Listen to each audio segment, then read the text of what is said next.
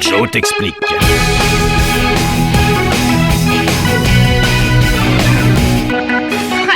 N'importe quoi. Ça y est, j'ai trouvé ma boussole. Tiens, regarde, c'était ma grand-mère qui me l'avait donnée quand je suis parti pour tous mes voyages. Ah, quand j'étais dans le Sahara et que la nuit venait... J'aime pas quand t'es en retard. Bon, d'accord, excuse-moi. Salut à tous et bienvenue sur Radio Ça, Grenouille. c'est mon père qui vient de rentrer. Comment elle voyage, les voix et les musiques? On voit rien, on sent rien. Joe t'explique. Regarde bien.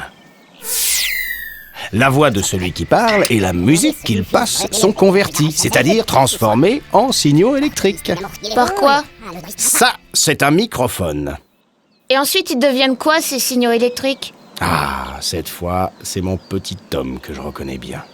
Bon, après... Ces signaux électriques excitent les électrons de l'antenne de l'émetteur. Là. À partir de là, l'onde électromagnétique est produite. Ensuite, depuis la station radiophonique, l'émetteur diffuse ces ondes électriques qu'il a reçues vers les postes radio.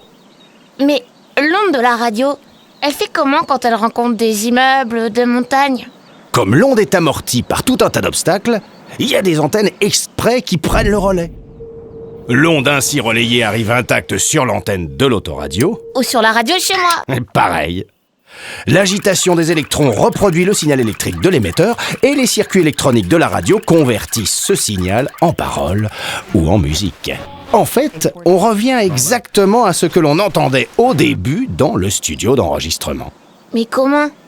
Dans le studio d'enregistrement, on convertissait les voix et la musique en signaux. Dans la radio, on reconvertit les signaux en voix et en musique. Tu crois que mes pensées pourraient se transformer en voix par un petit émetteur que je cacherai en classe quand je suis à côté de Leïla? Peut-être un jour. Pas encore. Mais comment la radio capte une émission plutôt qu'une autre? Le tuneur de la radio détecte automatiquement les fréquences des différentes stations. Mais c'est quoi une fréquence? Les ondes se distinguent par leur longueur, c'est-à-dire la distance qu'il y a entre deux vibrations, et par leur fréquence, c'est-à-dire le nombre de vibrations à la seconde.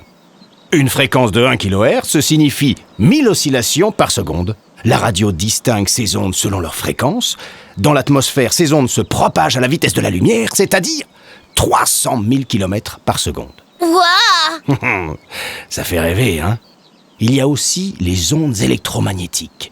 Ce sont des vibrations invisibles, émises naturellement par le soleil. C'est chouette! Je vais te raconter une histoire vraie, incroyable. Un jour, deux scientifiques qui travaillaient dans le désert chilien étaient gênés par ce qu'ils pensaient être une onde de radio. En fait, ce qu'ils percevaient, c'était l'onde du Big Bang. L'onde avait traversé presque 15 milliards d'années. C'est quoi le Big Bang? Le bruit qu'a fait notre univers lors de sa création. Ça me passionne de savoir d'où on vient. Quand je traversais le désert du Sahara, je me demandais toujours comment tout ça avait commencé.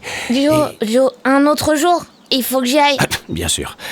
À demain, petit bonhomme. Bye!